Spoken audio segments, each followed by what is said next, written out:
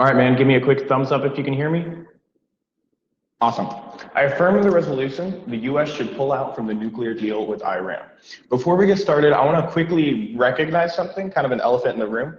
I looked at the comments on the last people who debated this, and it seems that the call-out community is pretty much overwhelmingly in favor of the con side, just in general. So I want to make sure we all, going into this debate, kind of set aside our own opinions on the matter, just keep things, to what's happening within this debate. I'm sure my opponent agrees. I just want to make sure we're all on the same page there. So before we get into kind of the meat of why the U.S. should pull out from the nuclear deal with Iran, I think we should provide a test, kind of a test to see, like, if we pass this test, we'll stay in the nuclear deal. If we fail this test, we won't. And that test is reciprocation. What we mean by this is that if Iran is reciprocating or obeying the rules of the deal, we'll stay in it, and if we're doing the same. The problem is Iran is not obeying the rules of the deal, as we'll see. And before we get into there, I want to make one quick point of analysis, which if you're taking notes, you can write down as burden of proof goes con. What I mean by this is that the con side has to prove that Iran is obeying the deal. We don't just assume when we make deals that, oh, Iran isn't going to do what it was doing before now that we made this deal. Just like in international law, they have to prove to us that they aren't breaking the rules. And so the con side has to prove to you guys that Iran is not breaking the deals. However, we're going to go into 3 separate ways that Iran is breaking the rules of the nuclear agreement. And so you can tag all this under one broad argument of Iran does not reciprocate. We'll see this in 3 main ways. The first, if you're taking notes, you can write down as hidden missile sites. Hidden missile sites. Now, the National Council of the Resistance of Iran, a coalition that's organized to kind of combat the Iranian state, says that the civilian program, the civilian nuclear program, which is allowed under the deal, is run by the Islamic Revolutionary Guards Corps. And the main nuclear sites and facilities have been hidden from the eyes of the United Nations. They released a manuscript which, quote, details the function of the civil program as a support and cover structure for the nuclear weapons program. And this isn't just hyperbole. They have satellite data, pictures, and locations of these different missile sites that the UN is not investigating it. They're located in large military installations equipped with tunnels and facilities shielding them from inspections. These are hidden sites the Iranian government is keeping from the international community, therefore violating the laws of the deal, which says that they should be open to inspections. The next way they're violating the laws of the deal, if you're taking notes, you can type down as ballistic missile tests, weapons testing. The president of the International American Council on the Middle East goes into detail. I don't have time to go into detail in this speech, but probably in the next speech. On 5 separate occasions, Iran has launched ballistic missiles, which are prohibited by the Iran nuclear deal if they're capable of carrying nuclear warheads. They are. Iran is not reciprocating on the deal. The U.S. should pull out. All right. So some falsehoods to deal with in the last speech there. But with this test of reciprocation, this is not a great criterion for why the U.S. should or shouldn't stay in the deal, and that's because the deal has punishment mechanisms in place if Iran does not comply with the deal's regulations. So it doesn't make sense for us to say we're going to leave the deal in face of this non-compliance. It would be better for all of the deal's parties to recognize this non-compliance and leave the deal multilaterally, rather than the U.S. to leave, as has been suggested by President Trump, and then to have other parties like the European parties and China and Russia stay in the deal. But dealing with the first argument here on the hidden sites, there's no evidence for this. The IAEA chief gave a report recently talking about how there's been 2 years of compliance. They have 24/7 camera monitoring going on in all of the main sites. We know that they have less than 5,000 centrifuges, which is what they're supposed to have. We also know that they have less than 300 kilograms of low enriched uranium, which they're also supposed to have. There's no evidence from all the investigative parties dealing with this deal that there is some sort of issue of non-compliance or hidden sites.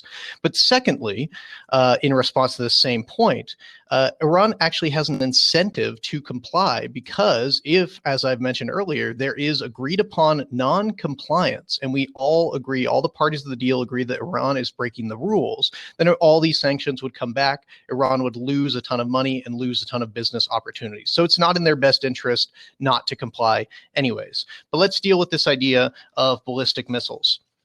Also, The nuclear deal did not contain provisions about the ballistic missile program, and that's for two reasons. Number one, missile programs in and of themselves are not illegal. They don't violate international law. Any country can have a missile program. And number two, the negotiators decided that it would be of primary importance to make sure those missiles couldn't have any nuclear warheads on them. And the best way to do that is to focus on the nuclear program. We actually still have sanctions in place directly related to the missile program, which means this whole argument about missiles doesn't really hold up. We're already doing the things like hard sanctions are in place related to the missile program. We're dealing with that in the way that I would assume the pro would provide.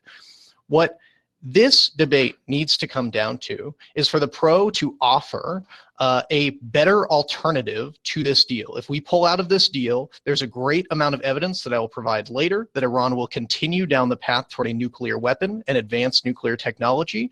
And given that that's the case, we need to see a better alternative that will actually reduce the chance they do that. All right, let's talk about the test of reciprocation. My opponent says there's punishment mechanisms. You can tag my response as deal. The way a deal works is if one side obeys it and the other side obeys it, then it's a deal. If you and your friend are like, yo, you owe me $5 and your friend doesn't pay you $5, then you're not going to buy him a pizza the next time you go out. And there are punishment mechanisms, sure, but they absolutely aren't working. If the punishment mechanisms aren't working and the US recognizes that and tries to make them work, whatever, the punishment mechanisms aren't working, as we'll get into later, but if the US recognizes that, they have an obligation to pull out of the deal because Iran isn't reciprocating. So let's remember that that's still a test because this is a deal between two parties, or multiple parties. Next, he goes on and says there's no evidence of hidden sites. Now, under here, he actually talks about how the investigators haven't noticed them. My response is hidden sites. Now, these were uncovered evidentially with satellite locations by the National Council to the Resistance of Iran. There's a Forbes article about it I'll post in the comments later if you'd like to review it yourself. And there's multiple other pieces of evidence I'll post in the comments having to do this. But let's remember, the goal of these sites is to be hidden from investigators. So yeah, of course the investigators haven't found them yet. The literal goal of these sites is that the investigators won't find them. So this has nothing to do with today's debate round. You move next to the argument incentive to comply. My response is history of breaking the rules. Iran has broken the non-proliferation treaty, the nuclear proliferation treaty in the past, and they have a history, a precedent of doing the exact same thing. And they've been doing this years and years and years again. So you may say there's an incentive, but Iran's history proves you wrong. Next under here, under ballistic missiles, he says they're not in the deal. My response is designed to or capable of carrying warheads. No, there's nothing keeping them from developing just ballistic missiles whatsoever, but they aren't allowed to create ballistic missiles capable of carrying warheads. The president of the International, President of the International American Council on the Middle East, he says, quote, that the nuclear agreement between P5+1, the countries, and Iran is crystal clear and is stating that Iran should not undertake any ballistic missiles activity until the date 8 years after the adoption day. So essentially what he's saying is they're not allowed to have activity. And later within the deal, it's 150 pages, but if you read within there, it says capable or designed to be capable of carrying a nuclear warhead. These missiles can't be designed to be capable of that. And that's kind of the part where we're violating. So they're not allowed to have missile activity, which these tests prove they're violating that rule. And they're not allowed to be capable of carrying nuclear warheads, which they are. We'll get on to the better alternative point in a second. Once again, the burden of proof is on Khan to show you that horrible things will happen if we pull out from the Iran nuclear deal, which we can talk about in a second. Not on me to show that there's a better alternative. As we've talked about, we've seen all sorts of evidence on how Iran's breaking the deal, which my opponent seemed to have agreed to some of the idea that Iran's not abiding by the rules in his last speech. Oh, we'll talk about it in a second. But it's on him to show the disadvantage of pulling out rather than the alternative. So there's been no concession up to this point that Iran is actually violating the terms of the deal. So let's deal with this satellite image point first, and then I'll get into would be harmful to the US to pull out of this deal. So dealing with the satellite image point, couple responses. First, all the major parties other than the US that are involved in this deal have a vested interest in Iran not reaching a nuclear weapon capability. None of those parties have is violating the deal. None of them have agreed that this satellite imagery proves that there's non-compliance. And if it did, if it actually showed what you're claiming it to show, all of those countries would immediately say the deal is off, because the whole reason this deal was made is to prevent Iran from developing a nuclear weapon. To that end, the deal has been extremely successful. The second thing, though, is to go back to the International Atomic Energy Association Agency's recent report, which said over 2 years of observation, having technicians on the ground, having 24/7 camera monitoring of all the facilities, there's been no evidence of non-compliance. So we aren't going to pull out of an international agreement that will alienate many of our allies and ruin our international clout when we try to make other deals, simply because we think that maybe Iran isn't complying. Okay, so let's deal with how pulling out of this deal hurts the United States. So number one, we lose credibility. And that has two major impacts. So first, we lose the ability to protest when other countries are doing things wrong or that we don't agree with. So if we are outside of the deal and other countries remain in the deal with Iran, we're not a party that gets to be part of the dispute process. We're not a party that has any sort of pull over whether or not Iran changes their behavior. And the best example of this is the fact that the United States has never ratified the Law of the Sea Treaty, which now makes it impossible for the US to have any sort of protest mechanism when countries like China are expanding into the South and East China Seas. But secondly, the second impact under what happens when we lose credibility is that it makes future deals with Iran and others more difficult. So not only, if you think about future deals with Iran, if we were to try to make some sort of better deal, they won't believe us when we say we're going to abide by the terms of our agreement, because we are about to, apparently under the pro side, pull out of an agreed upon deal without any actual evidence of non-compliance. But also future deals with other countries, like with North Korea. Countries like North Korea are never going to come to the table if we pull out of a deal without any actual evidence, without any backing of our allies. They're never going to come to the table to deal with their nuclear program, and that presents a future danger as. First off, I want to apologize for misconstruing your position. I now understand that you didn't concede any points. Thanks. Let's go ahead and talk about kind of what we're going on here. So onto the hidden from investigations point. My opponent, he tells you that, well, the other countries would pull out too if this was true, and the investigators still haven't found anything. My response is hidden from investigators. Yes, the investigators haven't found anything. It's because these things are hidden. Their goal of these nuclear facilities is to be hidden from the investigators. So when my opponent says things like suspicion or we might know, remember that the National Council of the Resistance of Iran, one of the few groups in Iran, not bound to any international group, that's actually working to try to keep the Iranian government in check and balanced. Let's remember that they found satellite imagery of these places, researched them themselves, found that there was missile testing there and different things happening, and these sites exist. I'll post a link in the comments after this turn. So let's remember that. Secondly, he says the other countries would pull out. My response is own interests. These European countries actually have a vested interest in keeping the Iran nuclear deal available.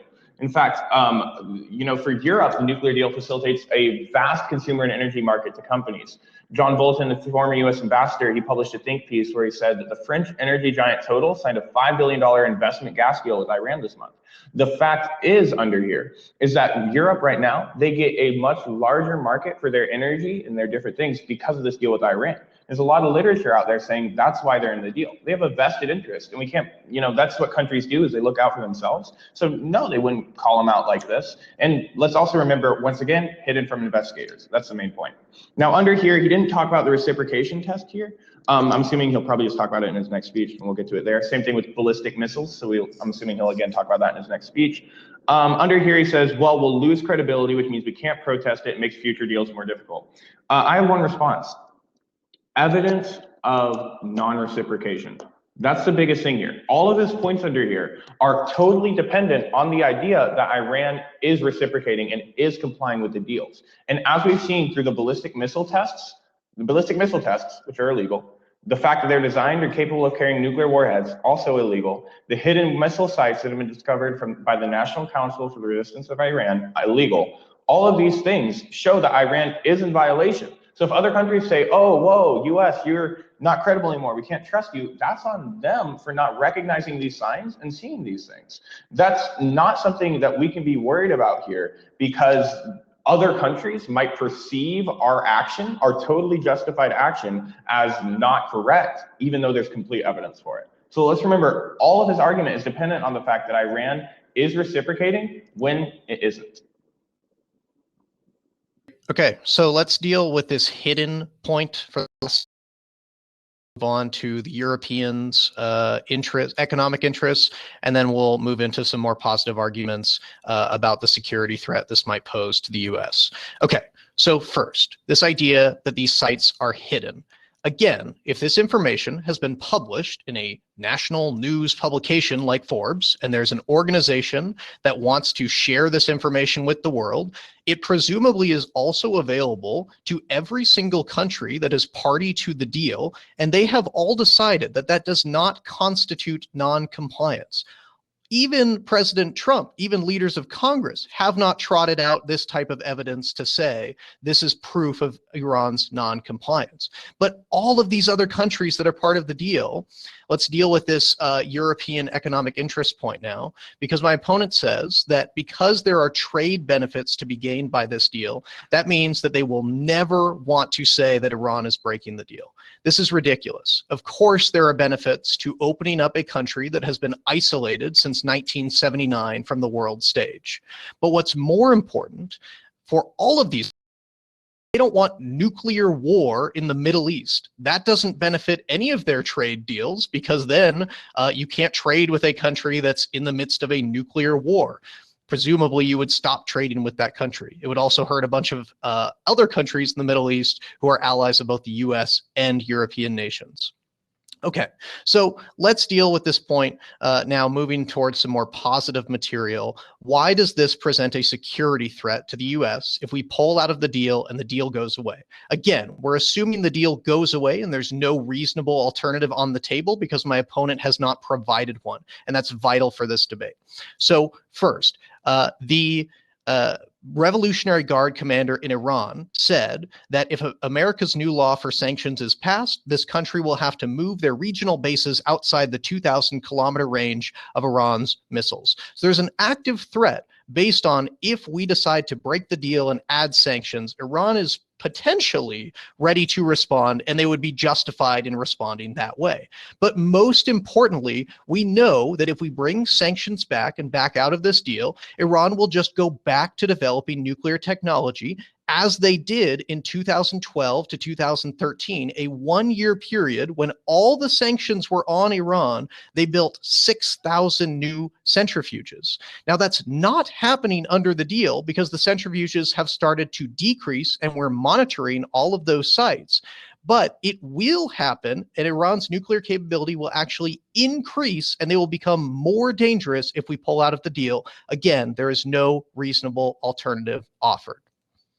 All right, my opponent has yet to respond to the test of reciprocation, going back from the last speech. The last argument we had, that this is a deal and we need to make sure both sides are reciprocating. So we can assume, I think based upon the debate, that we're trying to argue about whether Iran is or is not reciprocating. I'd assume, can I get a nod?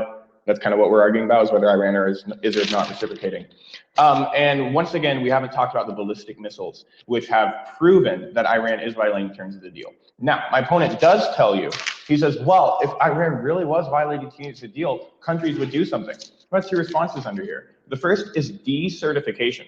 Just, I believe, 2 or 3 days ago, President Trump decertified the Iranian nuclear deal, saying they weren't obliging by the terms of the deal. So yeah, we are seeing the US take action to do it. They're saying we're not going to certify this because we recognize that Iran will not pull out of the nuclear, or Iran isn't obliging by the terms of the deal. It's happening.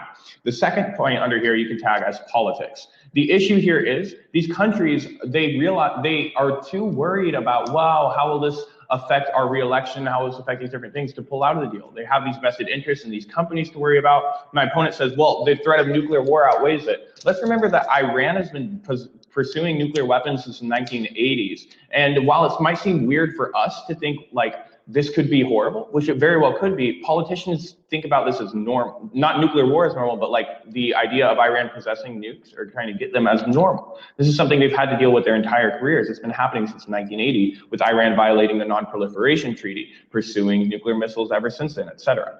So now he goes on and he says under here, there's no alternative. And without the Iranian nuclear deal, they said they would do horrible things. My response under here is 5 days. Now, the director of the Atomic Energy Organization of Iran said recently it would take a mere 5 days for them to resume its pre-deal level of uranium enrichment. The regime literally said, hey, in 5 days, we're back where we were before the deal.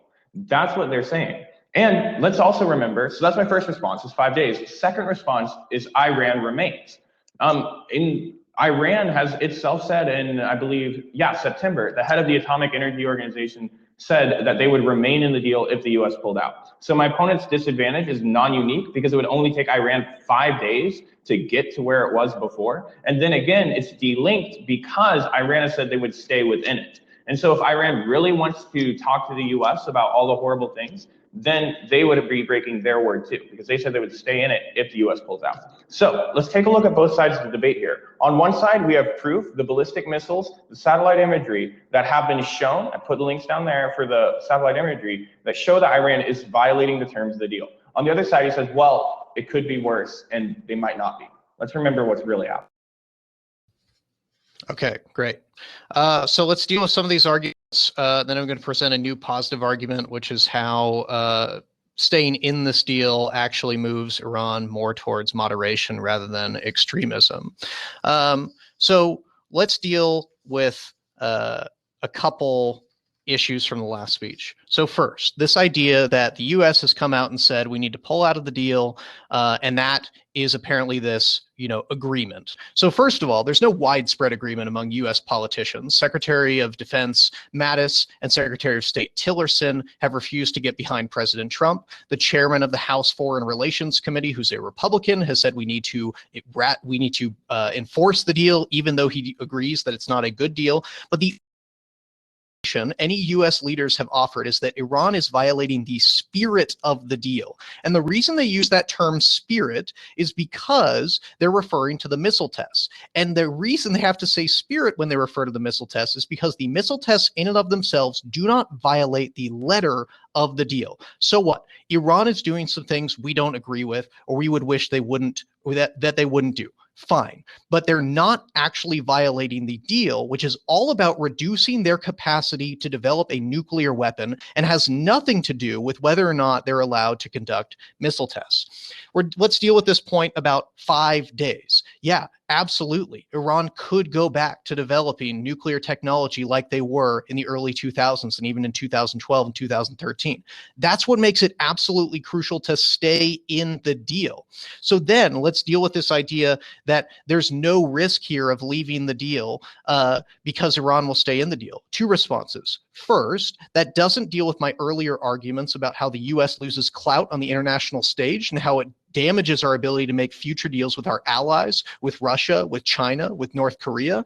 But second, it ignores the fact that Iran has said, we will stay in the deal, but if the U.S. adds sanctions, we will not stay in the deal. And that's exactly what President Trump is asking Congress to do, is add new sanctions. So I'm going to get a little bit into this argument here, and I'll get into it more speech. But this deal, staying in this deal, actually moves Iran towards more moderate stances. Why?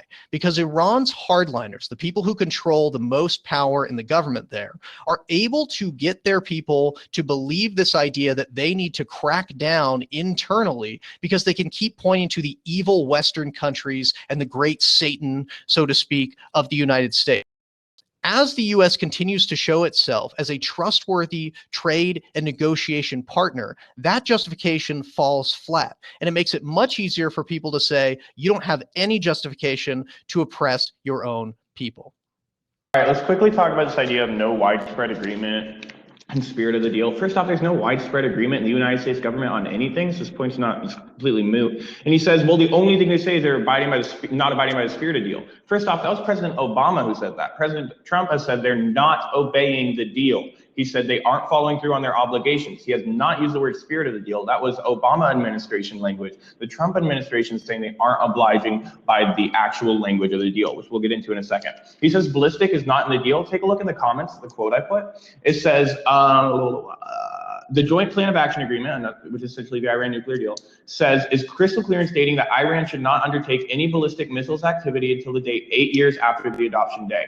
Doesn't get clearer than that. You can check out the link. It's from the president of the American Council on the Middle East, I believe. So my opponent's completely wrong about this. Has offered you no evidence or support to say that. He just says it without a warrant. Well, I've showed you actual presidents from think tanks who are saying this when looking at the deal. So what does that mean? That means all of the stuff about ballistic missile testing, showing that Iran is not following through on the terms of the deal, all of that stuff still stands. He says, well, of course, he'll be able to go back to developing, and then tries to turn it back on my side. Our response here is develop. Iran said they would be at the levels of uranium enrichment they were at before the deal in 5 days. This isn't them developing. This is them being developed in 5 days. They, regardless of whether they're in the deal or not, in 5 days, they'd be able to get back to where they were. This isn't a point that's a disadvantage for the pro side, because Iran has said that they're going to stay in the nuclear deal without us anyway. Which my opponent says, well, that ignores the fact that we're losing credibility. My response under here is non-reciprocation. We've shown you the evidence, the satellite imagery. I've posted my sources, the ballistic missiles. I've posted my sources. My opponent just says, hey, well, that couldn't be true. Let's look at the real evidence under here, which is under here. Yes, inspectors haven't seen them. Their goal is to be hidden from inspectors. Now, my opponent talks about moving Iran towards moderate side and saying that'll work. Well, first off, I'd urge him to not talk about that in his next speech, because I won't have a chance to respond, and I think that might be a little bit unfair. But I'll go ahead and address it right here as much as I can, which is essentially that it fails the test. The test we established here is reciprocation, and that's kind of the test we've been using throughout the round. Whether Iran becomes more moderate or doesn't, A, they already said they wouldn't, so if my opponent really trusts their word, then he'll agree with that. B, that doesn't matter. The test is reciprocation. If we really care about how the US looks on the international scale, the US looks like somebody who can be pushed and slapped around by people who are going to break the terms of the law. Iran has been breaking the terms. We see the evidence throughout the debate round. My opponent just offers you claims. All right, so wrapping up in this last speech, let's do a quick recap. My opponent is offering you a policy recommendation that the United States should pull out of a deal. That has real world impacts and has actual effects that need to be talked about. So you can't dismiss the idea that the US will lose clout on the world stage and lose its ability to make future deals. You also can't dismiss any sort of the impacts this might have the US, on Iran, or on our allies. This is a policy, an action that is being taken by the United States. It's going to have consequences, and those consequences are absolutely part of this debate. Even if the initial reason we decide whether or not to stay in the deal has to do with reciprocity, there are still valuable consequences to talk about. Okay, so dealing with this idea of bringing back the idea of 5 days. So what I would ask my opponent, what I wish he had answered at some point during this debate, is why then has Iran so far complied? Why is there absolutely no evidence agreed upon by any member of the deal? Even the United States, even President Trump does not come out and say there are these satellite images.